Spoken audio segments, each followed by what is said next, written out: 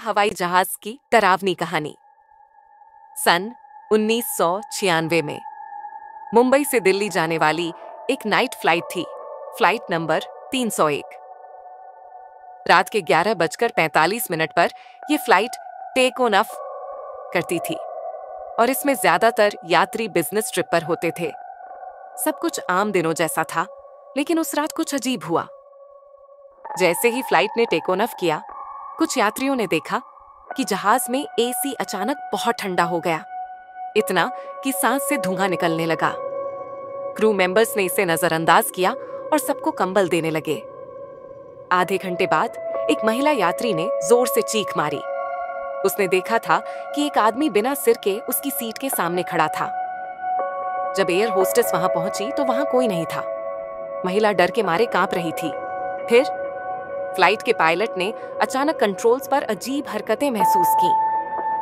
Plane अपने आप नीचे की ओर झुकने लगा। पायलट ने कंट्रोल संभाला, लेकिन उसे महसूस हुआ कि कोई उसके पीछे खड़ा है। जब उसने मुड़कर देखा तो एक जलता हुआ इंसान वहां खड़ा था। उसकी आंखें लाल और शरीर से धुआं निकल रहा था। कॉकपिट में पायलट की चीख सुनाई दी, लेकिन दरवाजा लॉक था। तभी फ्लाइट में एक अनाउंसमेंट हुआ, लेकिन यह आवाज किसी पायलट की नहीं, बल्कि एक बूढ़े आदमी की थी जो कह रहा था, ये मेरा प्लेन है, तुम सब मेरे साथ नीचे चलोगे। पूरी फ्लाइट में अफरा तफरी मच गई। किसी तरह को पायलट ने प्लेन को कंट्रोल किया और फ्लाइट को दिल्ली में इमरजेंसी लैंडिंग करवाई।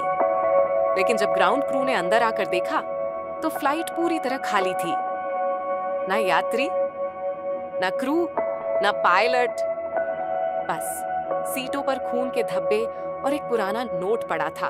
फ्लाइट 301 1965 में क्रैश हुई थी, अब ये हमारी है। लोग कहते हैं कि रात 11:45 पर वो फ्लाइट टेक ऑफ करती है, लेकिन कभी लैंड नहीं करती।